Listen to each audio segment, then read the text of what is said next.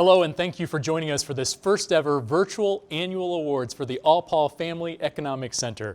I'm Doug Bolton, President and CEO of Cincinnati Cares and a member of the Center's Board of Directors. And this is Kevin, one of our friends from SmartPath. Kevin, can you just give me a few minutes here? Oh yeah, sure. I just have something really important to ask you. Like I said, just give me a couple minutes, okay? You got it, Doug. Okay, very good.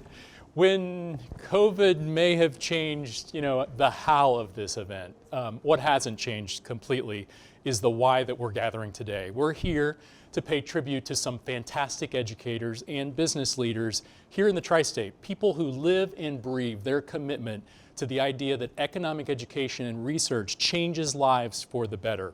We call that work that matters, and we're so grateful to all of you for your support of this mission.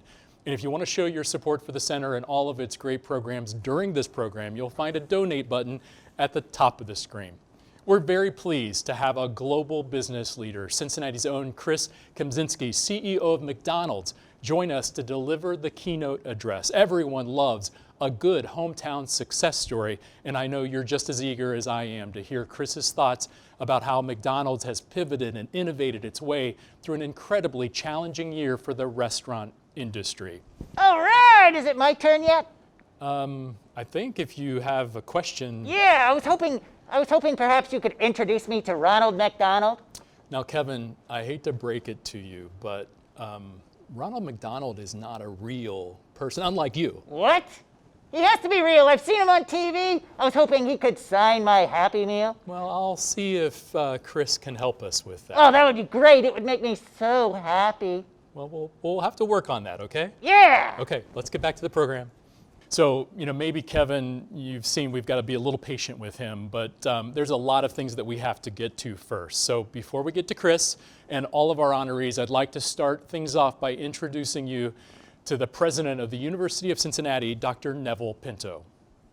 I want to warmly welcome each of you to the 2021 Annual Awards for the University of Cincinnati Alpaugh Family Economic Center.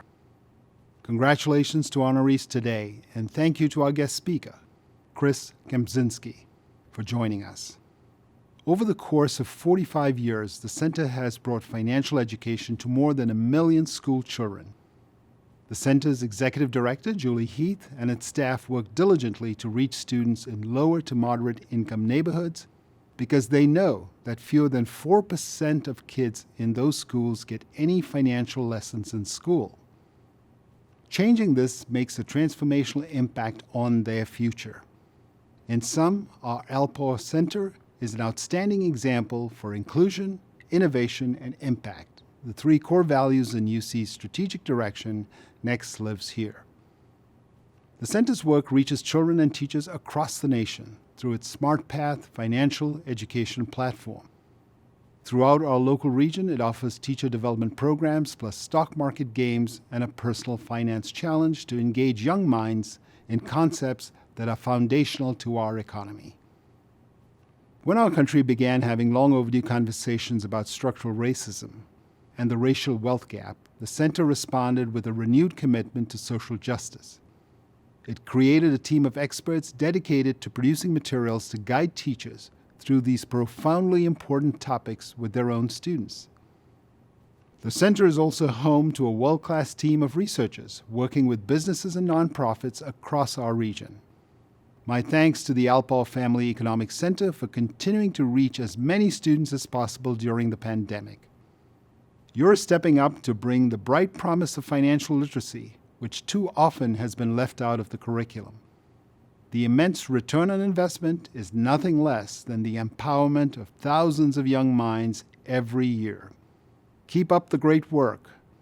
Thank you for the opportunity to speak today. Now, for our next speaker, please welcome Susan Zaunbrecher, Executive Vice President at Fifth Third Bank and the Board Chair of the Alpaugh Family Economic Center. It is my great honor to serve as Board Chair for the Alpaugh Family Economic Center. On behalf of our board members, thank you for joining us today as we honor some exceptional individuals and hear from Cincinnati's own Chris Kempczinski, the CEO of McDonald's. I would like to start by recognizing and thanking all of our sponsors. You can see their logos below. We are very grateful for your support. In particular, I'd like to call attention to our platinum sponsors, Accenture, Allworth Financial, Nathan Bachrach, and Ed Finke, and a company I'm pretty familiar with, Fifth Third Bank. I would also like to thank and recognize my fellow board members. Their names are scrolling below. Your dedication to the Center's mission is what makes this organization successful. Thank you for everything you do. I've been a member of the Center's board for 12 years, and I honestly have never been more excited about the Center's work and the reach than I am today. Even in the midst of a year like no other, the Center has successfully accomplished a pandemic pivot. We have offered wildly successful teacher professional development workshops online, attracting teachers from all over the country who come to us to learn about topics such as integrating economic and financial literacy into children's literature and math. Our student enterprise program, STEP, also went online, with students earning money in the same way they always have, but filling out online forms for how they want to spend, save, and donate. Volunteers helped us fill and deliver bags to students with their purchases. It is a testament to how valuable STEP is that with everything teachers have had to deal with this year, they still wanted to participate and have their students experience this amazing program. Of course, our digital program SmartPath, made possible through Peter Alpaugh's generous donation, is tailor-made for this environment. Teachers from all across the country join our remote workshops to learn about the platform and how to deliver it to their students in both in-person and virtual environments. And to make SmartPath even more engaging, this year we added puppets. You already met one of the stars, and soon you'll see why WCET was so excited to partner with us to create these one-of-a-kind videos that teach our youngest children about economics and personal finance. Finally, our research team has partnered with some of the leading nonprofits and private entities in our region, providing them with the data-driven analyses that they count on to make informed decisions. Organizations from CVG to Doane High School to the African American Chamber of Commerce and Cincinnati Works have all used our research to further their own missions. As Doug said, the Center is engaged in the work that matters, work that is transforming our community, and I couldn't be prouder to be a part of it. One thing I've learned in life is that real change, real impact, doesn't happen without dedicated leadership with a vision, teamwork, and a drive to help others. How many PhD economists do you know who can teach college economics, do sophisticated economic research, and help design puppets to teach kids? We have all of this in the Center's director, Dr. Julie Heath. She's a strong, principled, and successful leader. I'm proud to say that her passion, combined with her smarts and a healthy dose of tenacity and grit, is a big reason why we feel like we're making a difference every day.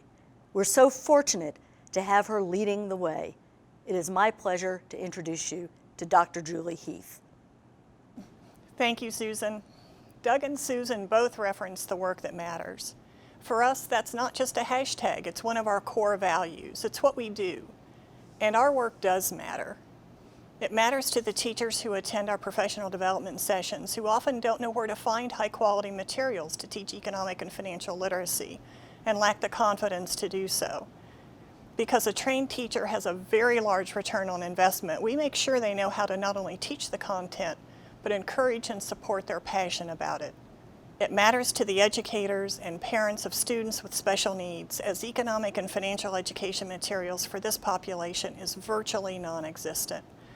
Our SmartPath platform and puppet videos provide an engaging way to reach these children with the information they need to be more independent and the ability to protect themselves from those who would take advantage due to a lack of understanding. Our work matters to our community's children because in giving them an opportunity to make decisions about earning, spending, saving, and donating money in a safe space, we're giving them the confidence to make these same decisions in the real world, a world where one bad decision could be a life forever lost.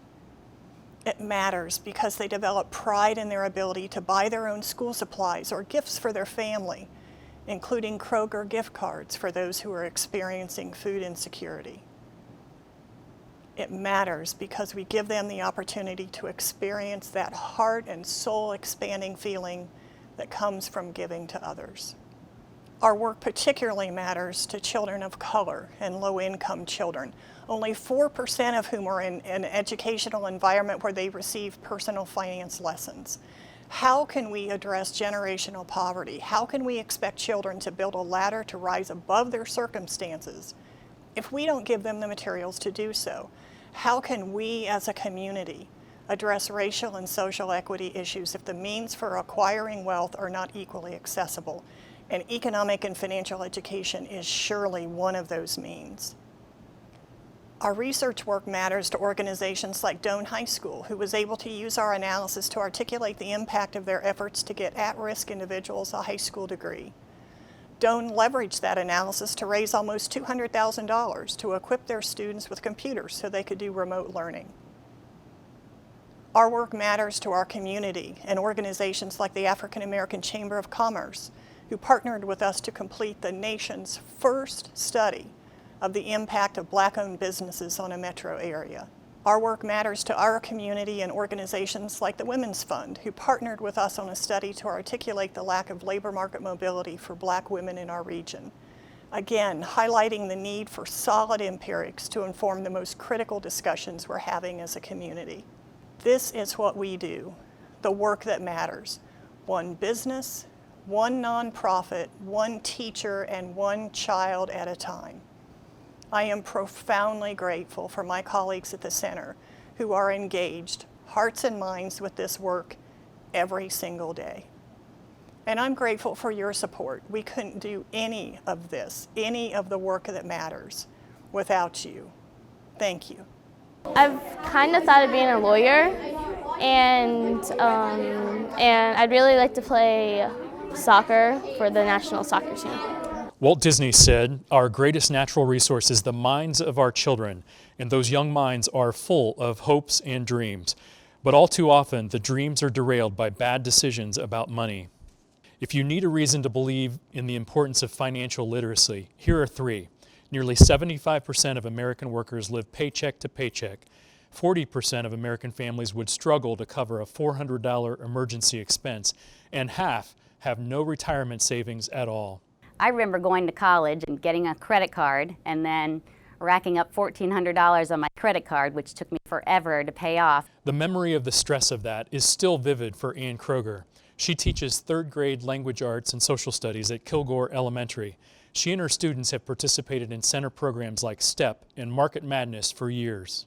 It actually works out really well with third grade because economics is one of our standards. So we talk about wants and needs and opportunity cost, how sometimes you have to give up one thing to get something else, and we talk about those situations and kind of relate that to the STEP store because some of them want to save for bigger things. Kroger says she hopes that by exposing students to these ideas early, they'll have the skills later on when they're confronted with high-stakes decisions. Starting this so young that once the students are driving and getting their own jobs, that they learn to think thoughtfully about how they're spending and saving their money. My hope for them in the future is that they take everything they learn from this great program and they know how to use money someday. They know how to save. They don't get themselves in trouble financially. Shannon Brown teaches third grade at C.O. Harrison and is the school's STEP Student Enterprise Program Coordinator. Her students take the program and those STEP bucks very seriously. They love filling out their book every single day.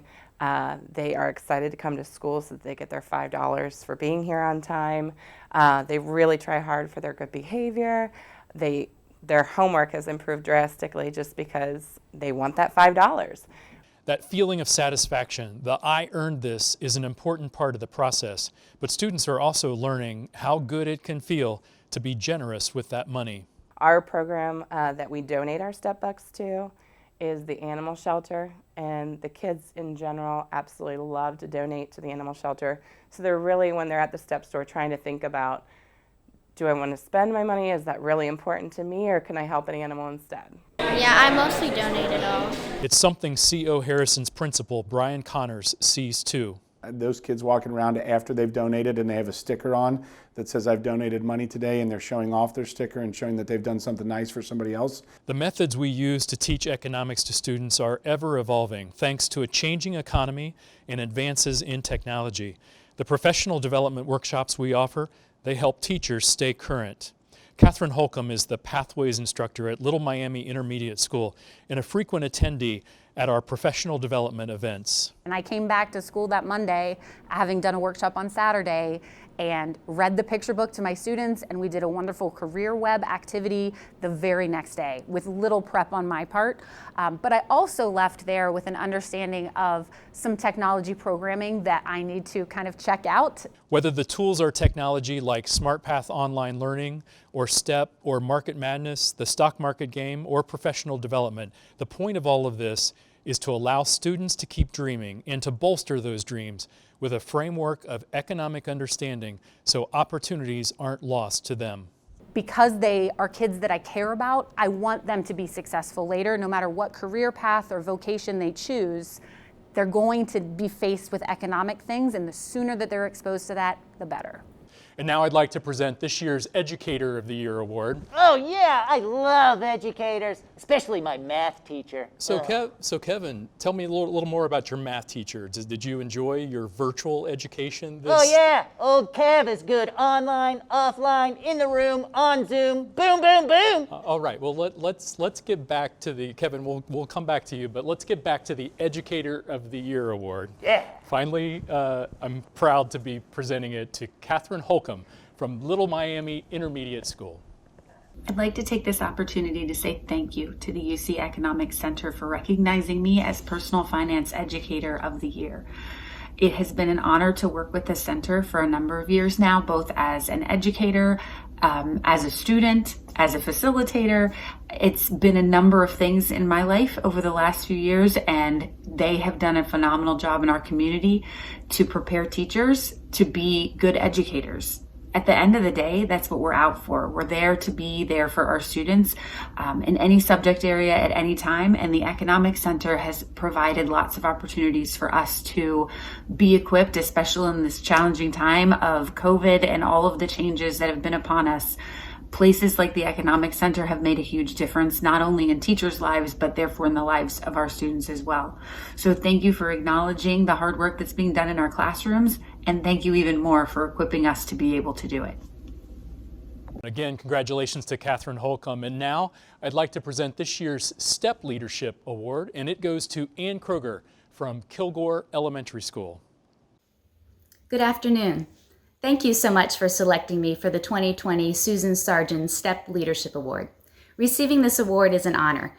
I know there are a lot of teachers who participate in this program, and they work really hard, so it's a privilege to be recognized in this way.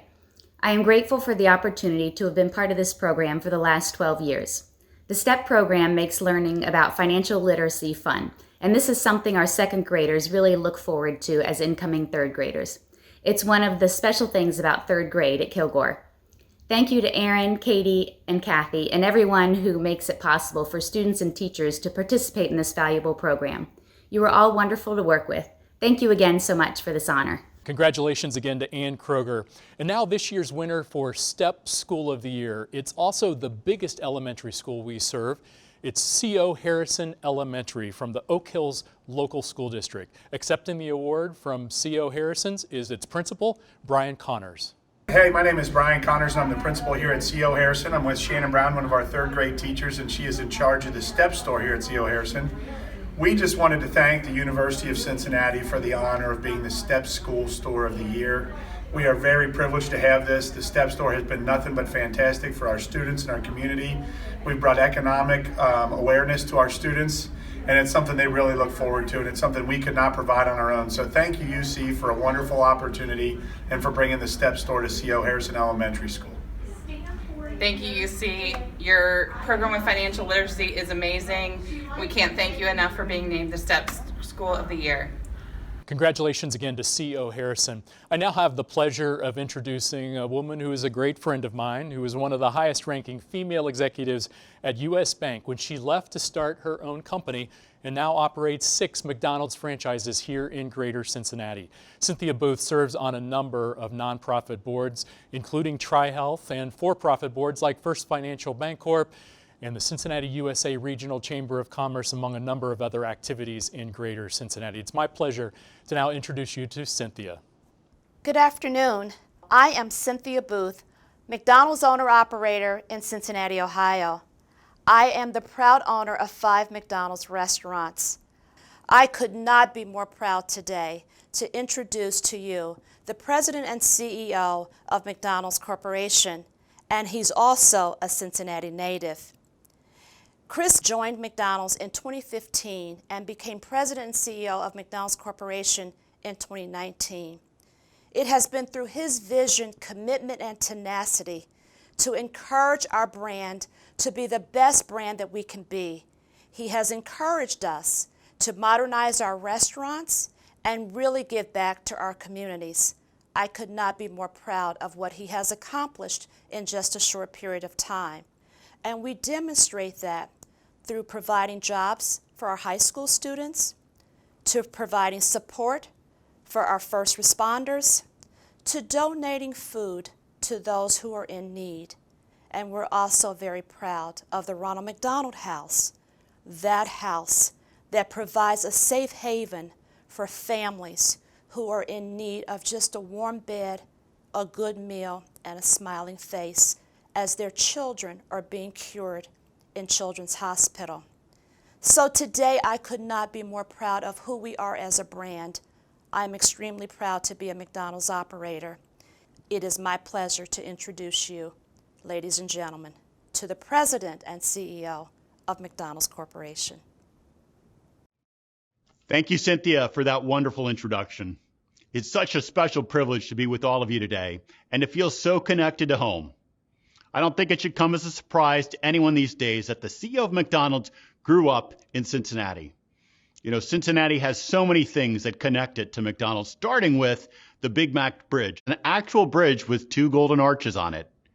I've driven across the Daniel Carter Beard Bridge hundreds of times, and I have to say that I've never been more aware of those huge golden arches than I am right now. Second, Cincinnati is home to what I think is one of McDonald's greatest inventions and my go-to menu item, the filet of fish. I have countless memories eating a filet of fish, no tartar, double ketchup, with my family growing up, and now I have an even greater appreciation for it and the history behind it because it truly demonstrates McDonald's innovative and entrepreneurial spirit. Ultimately, local owner-operator Lou Groen realized he had a problem. His restaurant in Finneytown, which was store number 66 in the McDonald's system, was on North Bend and West Forks Road in a heavily Roman Catholic area. On Friday nights, he had a hard time attracting customers to buy burgers. So he approached McDonald's founder, Ray Kroc, about creating a fish sandwich. He got the green light, worked to perfect it, and in 1963, it was added to the McDonald's core menu. And as a reminder that McDonald's is a multi-generation business, not only is the Groen family still part of the McDonald's system, they are here with us today. The third and final reason why it is so fitting that the CEO of McDonald's hails from Cincinnati, which should come as no surprise to all of you, is because of the values I learned here of family, of community, integrity, and inclusion. These are the same exact values that have guided the McDonald's system for over 65 years. This is a community that knows what it means to look out for one another, to champion one another, and to help create opportunities that allow all of us to advance together. The University of Cincinnati embodies those values. It's one of the reasons my dad was so proud to work and teach at the UC Medical Center. Everyone knew him as Dr. K. He loved that this was a school that taught students that character and integrity count as much, if not more, than talent and ambition. The Alpaugh Family Economic Center embodies those same values too. We all know that financial literacy in America is not what it needs to be, especially among young people. I saw a recent study that just 17% of people ages 18 to 34 could answer 4 of 5 financial literacy questions correctly. As recently as 2009, that number was 30%. But it's not just the young. That same study found that just 51% of people over 55 could answer those same questions correctly. These are questions that go to the very heart of what it means to be an adult, to manage money, and to make good financial decisions. While it's easy to shake your head about this knowledge gap, it's a lot harder to do something about it. As you have on so many occasions, the Alpaugh Center has taken responsibility for teaching these skills to the next generation. I want to personally thank you for your leadership. By equipping students with the tools to make effective financial decisions, you're not just preparing them to be the leaders of tomorrow, you're teaching them how to be resilient when markets or economies or circumstances change. You're giving them the tools they need to prepare for different scenarios. If plan A is no longer valid, what's your plan B? And your plan C? And your plan D? How do you adjust your plans to a new reality while being true to yourself, your values, and your long-term goals? At McDonald's, we seek to do the same and share in the belief that education and training can unlock a world of potential.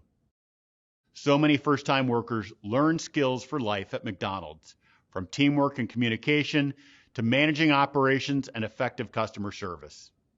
Together with our global network of franchisees, we are committed to providing new learnings and development opportunities through apprenticeship programs, language and technical skills training, continuing education, and leadership. This training and education will help to create the workforce of our future. And alongside the Alpaugh Family Economic Center and so many other organizations and institutions across the country and the world, we will prepare this next generation to navigate any challenges or opportunities that lie ahead.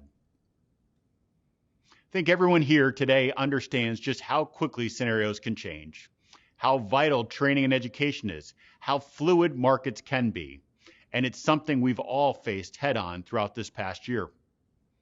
We've had to learn to be more resilient, to make adjustments on the fly, and learn new ways of working, living, and leading, as parents, as citizens, and as consumers. Just think, before COVID, 15% of the nation's workforce worked from home. Right now, it's more than 50%. Before COVID, 4 in 10 of us preferred to shop online or by phone. Right now, it's more than 7 in 10.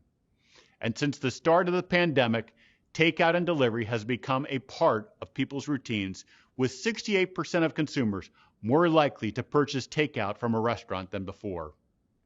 Those changes didn't happen over time. They literally happened overnight. What history shows us is that every hardship we live through as a nation, from war to disease, racial and economic injustice, changes us in fundamental ways. It changes how we see the world, how we behave, and how we act. The 1930s had Great Depression. The 2000s had the Great Recession. While it's too soon to know how 2020 will be remembered, a few people have given 2021 a name. They call it the Great Reset. It's already clear that the world that emerges after COVID-19 is not going to be the same as it was before. The businesses that come through the pandemic will operate differently. Employees will expect leaders of all kinds to act differently, with more transparency and humanity. And customers in every industry will come through the pandemic with different needs than they had going in. That's certainly true of the industry that I'm privileged to be in today. Not only is the restaurant industry the second largest in America, responsible for about 10% of all full-time jobs, it's also the industry that's been hit the hardest over the past year. We've seen more than 110,000 eating and drinking establishments permanently close their doors. These are businesses that had been in operation on average about 16 years. All told, more than 2.5 million restaurant jobs have been lost. Total industry sales were down by $240 billion last year. And it's not clear when that's going to turn around. As the largest restaurant company in the world, McDonald certainly wasn't immune from those difficulties. The second quarter of 2020, when the pandemic spread and national lockdowns hit, was the worst quarter in our company's 65-year history. And 2020 was the hardest year we've ever had.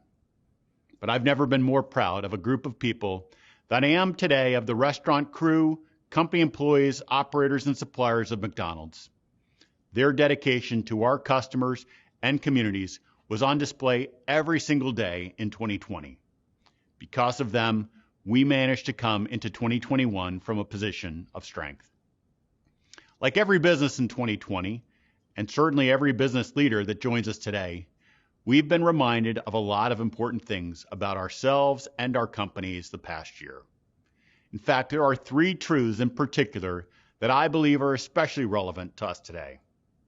The first truth is that the needs of customers are different coming through the pandemic than they were going in, and we need to be willing to change, to offer the customer what he or she wants. Just think about your own experience this year. As we've all been locked in our homes, unable to dine out at restaurants, people are dining in less and taking out more, whether through drive-through or delivery or contactless curbside pickup. Since many have given up their commute to work from home, they're visiting less in the morning and more for dinner and lunch. Because of social distancing, they interact with others less in person and more through digital. And we knew that our restaurant experience must evolve to meet those needs. And they are. Early on, it was clear that our customers were seeking comfortable food they love. So we worked to simplify our menu to our core classics. It had the added benefit of boosting our speed, in turn boosting customer service scores. Our investments in delivery, drive-through, and digital, what we refer to as the 3Ds, were a difference maker for us when the pandemic hit and remain at the heart of our combined efforts to create a faster, easier, better customer experience at McDonald's. We're fortunate to have pioneered the drive-through, which 95% of our restaurants now have, and about 65% overall globally. This is one of our competitive advantages, and it remained essential throughout the COVID crisis. We made smart investments to bolster foundational elements like staffing and rethinking the setup of our restaurant stations, which helped us to improve service times and provide even more for customers. But we've had to shift to being a delivery leader too. For the past 4 years, we've expanded the number of restaurants offering delivery to nearly 30,000 restaurants, and COVID has only underscored how meaningful these efforts have been to our customers. In many markets, including Australia, Canada, and the US, the percent of sales coming from delivery has doubled over the past year. We've also had to fast forward our digital tech, making big investments the past years to create a more personalized experience for our customers. And it's already paying off. With offerings like mobile ordering and payment, across our top 6 markets, our digital sales have exceeded $10 billion, which is about 20% of our system-wide sales in those markets. By putting drive-through delivery and digital at the forefront, McDonald's continues to serve as an innovative leader in service, and our hope is that our customers notice the difference. After all, they're at the center of every decision we make. The second truth is that we should always let our values be our guide, both to inspire us through the good times and to steer us through the toughest times. Our founder, Bachrach, was a man who believed that great brands are defined not just by what they do, but how they do it. Of all the gifts that he gave us, perhaps the greatest was a set of values that he personified. He used to constantly talk about our values. Never wrote them down, he just lived them. And he taught us how to live them too. Bachrach founded McDonald's on the idea of serving communities. He wanted to create a sense of shared purpose and community with local franchisees to unleash their entrepreneurial energy to create and achieve and serve together. He insisted that franchisees come from the local community, live in the local community, and be invested in the local community. He understood what local owners would know the needs of their community better than a person sitting in corporate headquarters 2,000 miles away.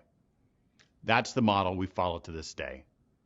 We have nearly 40,000 restaurants in 40,000 local communities around the world. We think about each of them as a community center, working to fulfill our purpose to feed and foster community. That's also why Ray was the biggest evangelist for our values. He knew that with every restaurant being unique and locally owned, the people living our values would be the glue that united us and guided us through every decision. And they have for 65 years. When I was named CEO in my first town hall with employees, I said that we would be an organization that put our values front and center of all that we do. I also knew that those values needed to be refreshed to stay as responsive as possible to the changing needs of our customers and broader society. So that's exactly what we did. We refreshed our timeless values in today's language. We put customers and people first. We open our doors to everyone. We do the right thing. We're good neighbors, and we get better together. Those aren't just nice words. They're our compass for every decision we make, and the past year was no exception. For instance, during COVID's early days, we needed to make decisions about how to operate. Our values informed our decision to engage the Mayo Clinic to provide guidance and expertise on emerging science and new ways to safely and reliably serve our customers. When we confronted the decision of keeping restaurants open or closing them, we reflected on our purpose and value. We were reminded that we are a company that historically in times of crisis stays open and puts community first, and our customers look for us as a point of stability as well. This truth led us and our franchisees to donate millions of free meals to frontline workers in markets around the world, millions of surgical masks to communities around the world, and design new and innovative ways to provide contactless service to the millions of customers we continue to serve every day. This commitment to community extended to our own McFamily. At the start of COVID, we pledged that we would not let a single owner-operator fail due to the pandemic. Even though it meant we had to bolster our cash position, early we provided over $1 billion in support to our franchisees. When we live our values every day and use them to make decisions, big and small, we define McDonald's as a brand our people and the people we serve can trust. Our third and final truth is that people expect more from businesses today. I think most of us would agree that the world is feeling extraordinarily complicated today. Between a once-in-a-century pandemic, social tensions caused by racial injustice, increasing strains on natural ecosystems due to climate change, and rising inequality, it's clear that no single government or organization will be able to solve it all. It's going to take all of us. It's why now, more than ever, people are looking to leading brands like ours for stability and even hope. Consumers know that companies have the financial, intellectual, and social capital to help tackle big challenges. That's especially true of McDonald's. In the 40,000 local communities across 100 countries where we operate, 80% of the population comes to a McDonald's at least once a year. We serve about 65 million customers a day. Few companies in the world have our reach, and our customers expect us to make a difference. This isn't simply a social necessity, but a business imperative. Brands that invest in environmental and social impact tend to perform better over the long term, from their stock price to their ability to attract and retain talent, to their resilience in navigating shocks to the system and the ways that they need to maintain customer loyalty over time. None of us have the luxury of sitting on the sidelines. That's why we made an effort to hire people during the pandemic when other employers, unfortunately, had to cut jobs. It's why we're on path with an ambitious commitment to source our beef, chicken, and coffee more sustainably, because we know it will have a profound positive impact on carbon emissions. It's why we're taking responsibility to advance diversity, equity, and inclusion by setting aggressive goals to increase our diversity and holding senior executives accountable. It's also why we committed another $100 million to serve sick children and their families through our Ronald McDonald House Charities, the largest chapter of which is right here in Cincinnati. You've all seen the signs on the golden arches that read, "Billions served." When we talk about billions served, we're not just talking about burgers and fries, however.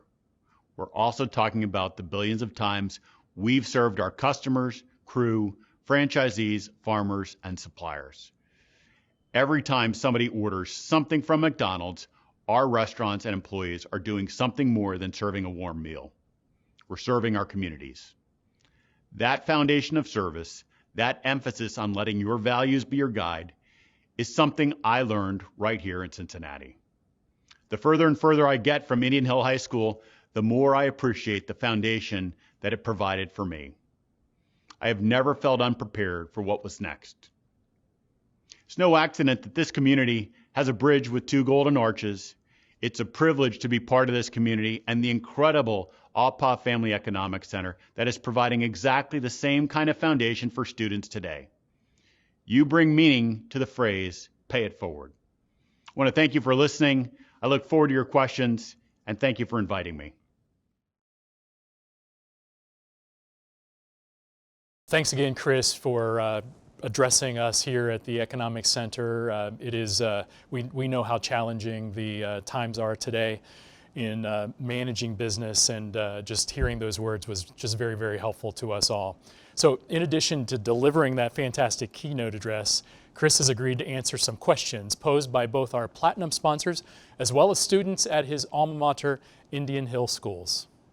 Chris, how has McDonald's used technology during the pandemic to drive business growth? Technology is a huge part of what we do here at McDonald's, and it was never more apparent than what we experienced through the pandemic.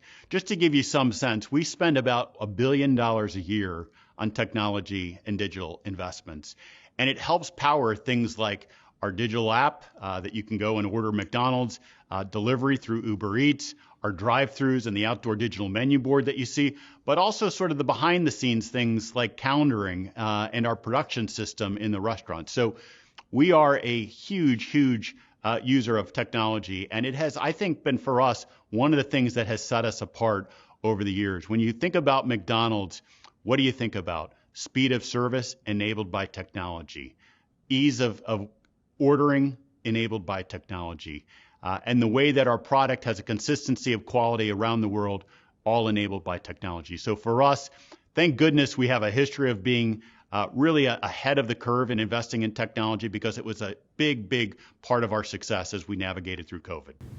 One of the commonalities between the banking and fast food industries is the focus on customer experience. The collection of customer data is very important to our success. How is McDonald's using data to better personalize the customer experience and make its restaurants more efficient? Well, first of all, I want to thank Fifth Third for being one of the sponsors. I remember when I opened up my first bank account in Cincinnati, it was at Fifth Third. So Fifth Third, you and I go way back together. But listen, I think one of the fun things about this industry that I work in is there's so much you can learn from others. Certainly, we've been watching and seeing how customers in the banking industry have embraced technology, and it's revolutionized the customer experience. And we're on that journey ourselves. We're rolling out this year in the U.S. Our loyalty program that's going to be available across the country. It's going to be then spread to our other big markets over the next couple of years. That's going to provide us with a huge amount of data. As I said in my opening remarks, we have 65 million people a day coming through our restaurants, and that allows us to learn an incredible amount from the customer to do things like increase the speed of service, give them a better experience, provide them with marketing offers that they might want. But I think the key thing on all of this here is it has to be the customer's choice.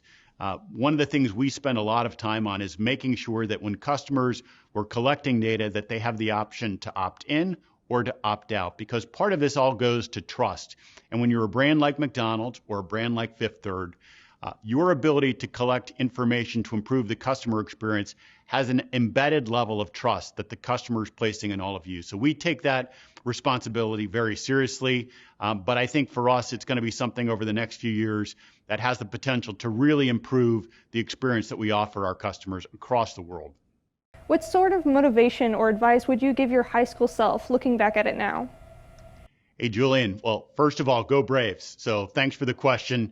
And, listen, I think you're already in a great position. You're coming out of a community like Indian Hill, out of a city like Cincinnati. That, I think, has probably given you an incredible foundation. And so for me, as I think about giving you any advice, I would say the first thing is to recognize that your career, as you pursue things, it's not always going to be a straight line. There are going to be bumps along the road. And I think the key is, how do you respond to those? Are you able to kind of pick yourself up, bounce back from those? I think that's going to be one important thing. I think the second is do what you love. I think there's probably, when you come out of either high school or college, there's maybe a little bit of an expectation that others put upon you in terms of what they think you should do for your career. And what I've seen throughout, my career is people that got into jobs or got into industries because of somebody else pushing them to do that, they don't end up having particularly fulfilling careers, and they ultimately end up, in most cases, changing. And so I think you can avoid that trap, find what you love to do, and if you do that, you're going to be in a great place to be successful. And I would tell you, there are all sorts of ways to have successful careers. There is no one right path. And so give yourself the permission to have some flexibility there and ultimately have a little bit of fun. What goal or mindset would you say is most beneficial to have when starting up a company or pursuing an idea? David, hey, thanks for the question. And, let me start by saying I'm not an entrepreneur by training. I work at McDonald's. It's a big company. But I've seen a lot of successful entrepreneurs. And I would also tell you that even within a big company like McDonald's, there are plenty of opportunities for you to create and build a new business. And so what I've seen in those situations, the people who are most successful, either in starting a business completely from scratch or doing it within an established organization like McDonald's, is your ability to be flexible and to get customer feedback. When you launch something, very rarely do you get it perfect from day one. You're going to launch something, you're going to get feedback from customers, either the things they like, this is what they don't like.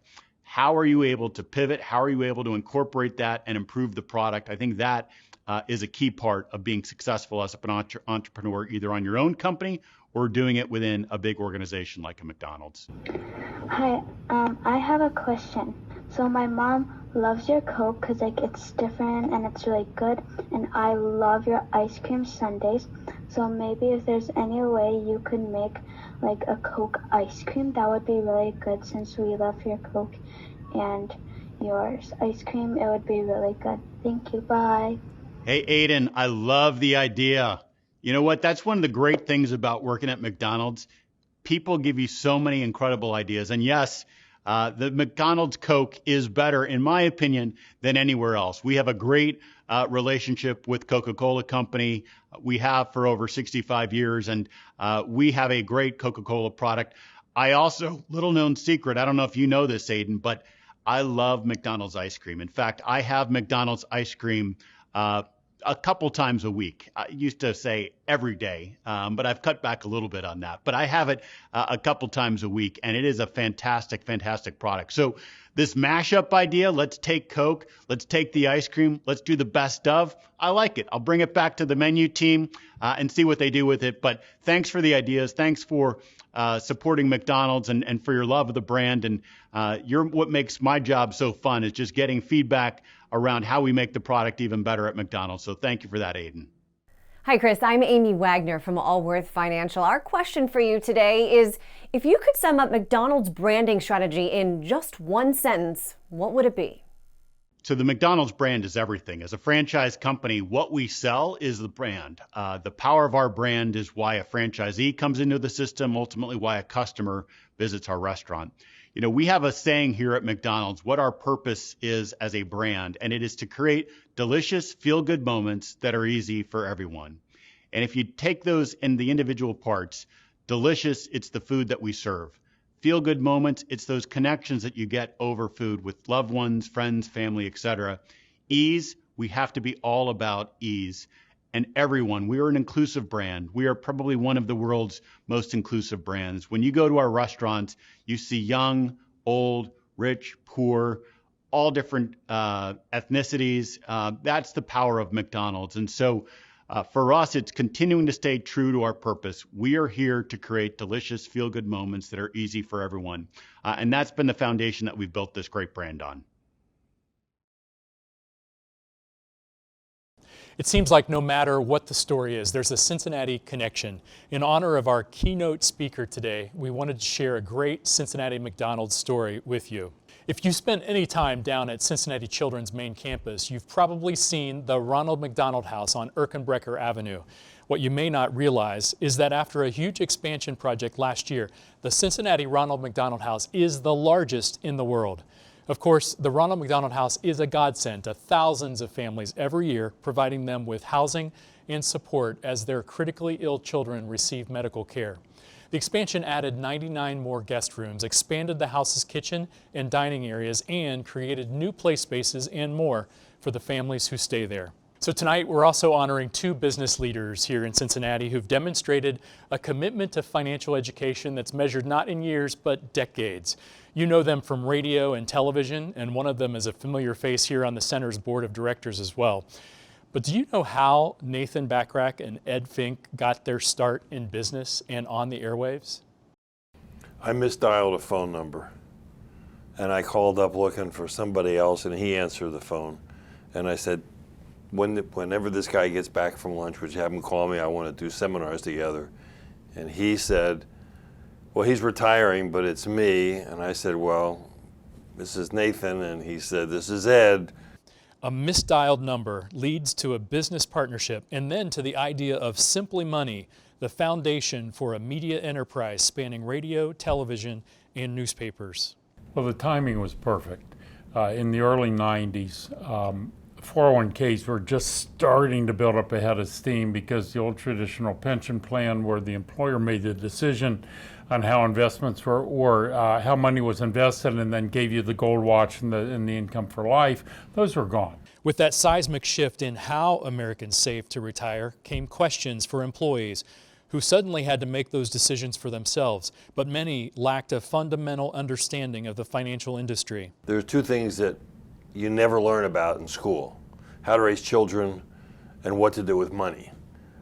I can't help you with your kids. But when it came to money, having learned from my own hard experiences, yeah, this is something that was important. And if I can make life easier for other people, boy, it was almost like one part social work and one part being a business. Making money simple and putting clients' interests first became the cornerstone of the financial firm. And then another phone call led them to radio. I wound up talking to Chris DeSimio over at WV, well, he was at his firm, but he was on WVXU. We talked for a few minutes and he said, you should come on my show and be a guest. I remember after that saying, this is fun. Matter of fact, this is a lot more fun than sitting behind my desk. And we went to talk to Jim King. That guest spot led to a regular weekly show on WVXU and gave Simply Money's growing audience a chance to call in. And we were getting such a variety of calls and questions, some very sophisticated, many very basic, but it was fun. And we were able to kind of take the approach of the click and clack car talk guys of having fun with the subject anybody can make boring. It was supposed to be once a month, 9:30 to 10. And after 1 week, it was 9:30 every Thursday. Then it was 9:30 to 10:30. Then a.m. And then I remember, we wound up from 12 to 1, and we had a lot of soccer moms. President Clinton was in office. We've been through a lot of presidents, you realize? Oh yeah, for a period, right? A lot of markets too. And then they had the idea, how about taking Simply Money to local TV? We called up Channel 19. The news director talked to me for half an hour. I finally said, how am I doing? He said, well, I took a cold call and I'm still talking to you. What do you think, kid? And that started television. Between radio and TV, and then weekly columns in the Cincinnati Enquirer, the Simply Money message was getting out. But not everyone in the financial industry was interested in transparency, or unfortunately, in putting clients first. And in fact, over the course of our career, we have come across 3 different cases where we were the first or second person to report somebody, and ultimately those people had stolen millions and went to jail. And sometimes the fault didn't lie with a dishonest advisor. Instead, it was a client's own mistakes. Typically with any couple, one of them is the money person. It's not always the guy. The guy always thinks he's the money person, but it's not always the guy, but may have made a horrible mistake and the spouse isn't aware of it. And for the first time as we're sitting around that table, the spouse becomes aware of it. That's when there's a lot of emotion involved in it. And many times we've seen tears. When Simply Money moved to 55 KRC and became a nightly radio show, life changed again for Ed and Nathan. Now, they weren't getting home to dinner or their families until 7:30 every night. That meant sacrifices, but they never lost sight of the reason for the long days. One morning, they met a new client who was already in great shape financially. And finally, I looked at him and I said, so what are you doing here? I mean, how can I help you? And he said, because he was doing everything right. Yeah. Or at least right by our definition of how he should be invested. I said, what are you doing here? And he said, I'm in a clinical trial, I have stage 4 cancer, and my wife doesn't know much about our investments. She's trusted me with that all these years, and I need to know that if things don't work out, that somebody is helping her the same way I would have. And that was the first time we met him, and shortly thereafter he passed away. But he did know that what he had done and set up for his family was going to continue just the way he had hoped. Financial education can lead to better decisions and more opportunities in life. And through their decades-long commitment to education, Nathan and Ed have surely changed many lives for the better. And for that, we're proud to present them with this year's Economic Empowerment Award. And now I'd like to present this year's Economic Empowerment Award to Nathan Bachrach and Ed Finke. Julie, to you and the great folks there at the University of Cincinnati Economic Center, I can't tell you what a great honor it is for me to share this award today with my 30-year business partner and good friend, Nathan Bachrach. But I really think if there's awards to be given out for financial education, it's you all at the Economic Center who deserve to be getting them. When Nathan and I started our company back in the early 1990s, it kind of coincided with the influx of 401ks into the workplace. Pensions were going away, and suddenly employees were given this burden of having to make good long-term decisions that would affect them long in the future based on what they decided to do today. And when we started our radio program around the same time, and our newspaper columns and our TV appearances, it was around that same concept, that so many people in our business try to make economics and financial decisions and investing difficult and complicated, but we wanted to have fun with it. And it's very similar to the approach that you all take with SmartPath. I mean, what a great concept. I can't wait for when my 5-year-old granddaughter Nova is in 3rd grade and is able to giggle her way through Stinkland while she's learning valuable economic concepts. And what a great concept for you all to come up with that idea of having fun while kids are actually learning something. And this is something that will pay benefits for the rest of their life. I just want to tell you one little quick story here that I think kind of illustrates the advantage or the benefits of getting education out to kids at an early age from an economic standpoint. I was asked probably 5-10 years ago to give a speech for the Princeton School District's Veterans Day evening celebration. I was introduced as Ed Finke, Xavier University economics degree, former U.S. Army officer, radio talk show host, newspaper columnist, occasionally on TV, et cetera, et cetera. So I gave my speech, and afterwards there were a number of people lining up to talk to me. And I noticed this 16, 17-year-old girl, a couple of people back waiting patiently, and she got up to me and I thought, well, this is gonna be interesting. What's she gonna have to say? And she said, can I ask you a question? I said, sure. And she said, do you really have a degree in economics? And I thought, whoa! And she told me that she had just taken an economics course the semester before in high school. And a light went off with her, and it's something that she thought was so interesting and something that she wanted to pursue for the rest of her life.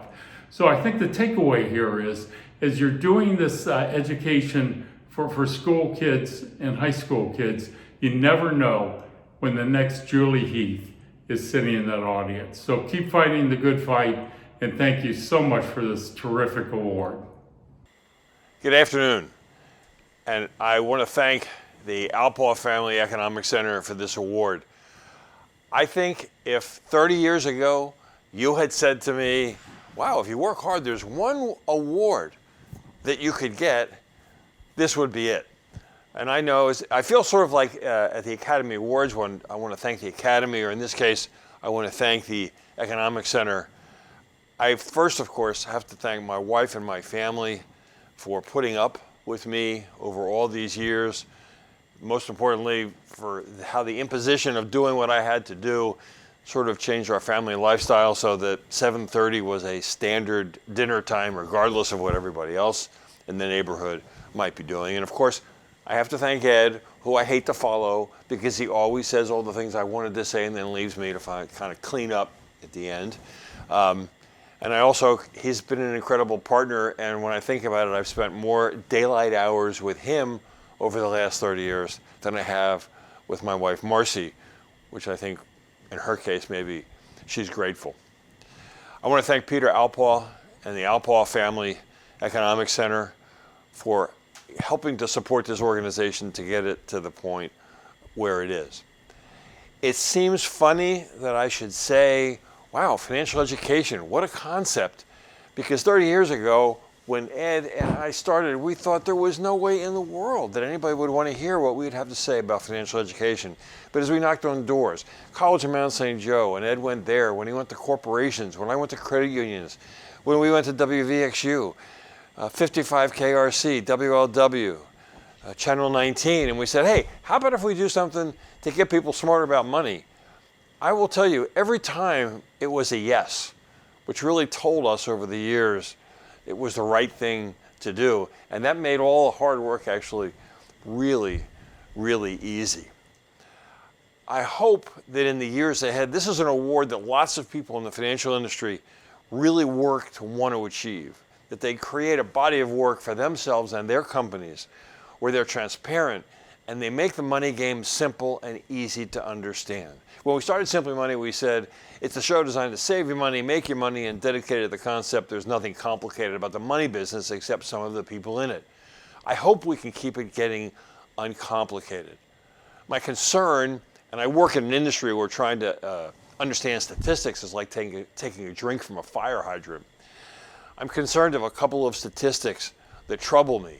One is that the average net worth for an African American family has only grown from 6,000 to 7,000 over the course of the last 20 or 30 years. And for a white family, it's gone from 120,000 to 130,000. Economic disparity in this country will be harmful to all of us. At the same time, financial education and getting more people to be stakeholders is incredibly important. There's 119 million families in this country, and 13 million families own 88% of all the stock on the stock exchange. Less than half of all Americans own any stocks. And until everyone can feel as if they're more of a stakeholder, we're going to have a challenge. But on the other hand, if we're able to do a better job of that and more people feel as if they're stakeholders, I believe every problem in this community that we address will be easier to solve if we're all coming to the table feeling a little bit better about our circumstances. I want to thank Amy Wagner and everybody with Simply Money and with Allworth over the years that has helped us to accomplish this. And I want to thank you very much and very humbly from the bottom of my heart. This is really one of the most meaningful and heartfelt times for me, and this award is really the icing on the cake. Thank you. All right, Kevin, it's now time to wrap things up. Whoa, whoa, whoa, did you say rap? Awesome. I'll set you up, Doug. You hit the rhymes. Kevin, wait a sec. I don't think this audience wants to see me rap. What? Of course they do. I know I do. No. Take it away. Kevin, I have an idea. How about if we go backstage after it's all said and done, and we'll rap together? Oh yeah, you and me, a little rap sesh? Yes. Perfect. Okay, very good. Let's go. So that's great, Kevin. Now it does seem like a great time for a little music, really good music. So let's bring in the star of the Smart Path videos. Megan Pifus is the Cincinnati native singer and ventriloquist who stars in the Smart Path series on PBS and on smartpathlearning.com. Last year, Megan joined the cast of Sesame Street as the voice of Gabrielle, but we're proud to say she was on the Smart Path first. Megan is joined in this video by Grammy winner and Rock and Roll Hall of Famer Bootsy Collins, who produced some of our videos, including Kevin Becomes Famous, starring guess who? Me! Roll it! I sold 1 million records, now I got a way to pay. Got dollars in my wallet and the rest is in the bank. I bank with Piggy, they saving money. Candy ain't free, I pay with this cheese. Give me cash money candy. Now you can't pay me. Cash money candy. It feels like you're thirsty. If you got a form of payment, you can buy your candy.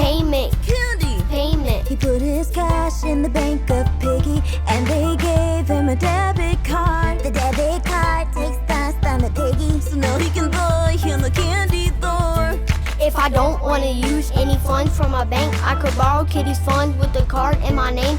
It's called a credit card, you can spend it like a star, but you gotta pay it back, so don't go too hard. Give me credit card candy. Now you can't pay me. Credit card candy. Don't get carried away. Credit cards have the limit. You can't stand past the max. Credit cards charge you interest when you're slow to pay kitty back. Interest is the cost of borrowing. If you don't pay back, the cost keeps growing. The cost of your candy goes from $1, $2, $3.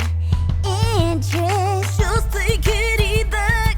Give me credit card candy. Now you can't pay me. Cash money candy. It feels like you're thirsty. Debit card candy. Debit card candy.